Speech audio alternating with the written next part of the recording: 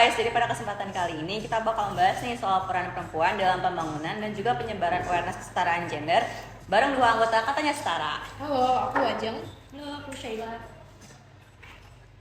Oke, menurut kakaknya berdua nih, apakah aktivisme digital melalui media sosial lebih efektif dibandingkan media konvensional dalam mendukung tujuan pembangunan, khususnya terkait pemberdayaan perempuan? Kalau untuk lebih baik digital atau konvensional sebenarnya nggak selalu lebih baik salah satunya.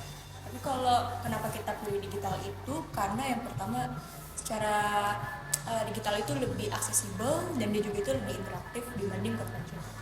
Ya karena dari awal tujuan kita kan emang pengen menyebarkan awareness terkait kesetaraan gender ini lebih mencakup lebih pengen pas semua orang tuh bisa dapat infonya lebih gampang, dan menurut kita media sosial saat ini tuh jadi salah satu cara yang paling efektif lah untuk menyebarkan awareness tadi. Oke, jadi dari jawaban yang tadi udah kakak sampaikan nih, kira-kira kenapa sih hal tersebut tuh dapat mempengaruhi tujuan pembangunan dan pemberdayaan bagi perempuan?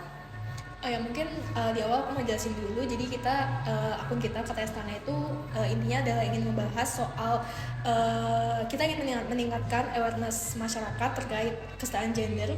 Jadi kita ingin semua orang, semua manusia itu punya hak yang sama, entah itu di bidang politik, sosial, atau ekonomi, atau apapun itu. Nah,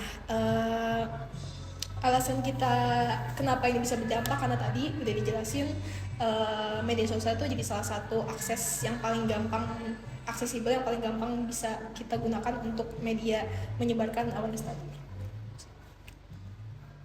Tadi kan sudah disampaikan gitu ya poin-poinnya. Nah, apakah ada contoh dari akun Katanya Setara tersendiri terkait topik ini?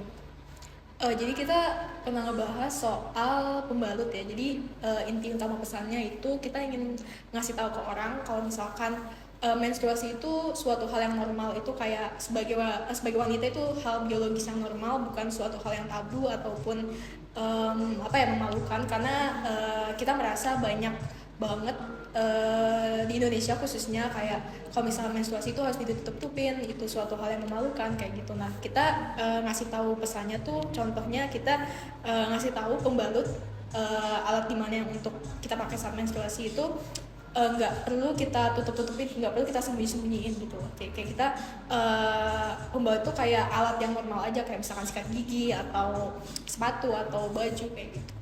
Mungkin bisa ditambah. Oke, jadi dari yang bisa aku tangkap dari podcast ini tadi sih, media sosial tuh bisa jadi ruang untuk ngebangun kesadaran tentang kesetaraan gender ya, karena lebih banyak orang yang bisa ngakses, yang bisa lihat, dan juga perempuan tuh memiliki peran penting dalam aktivisme digital ya kan.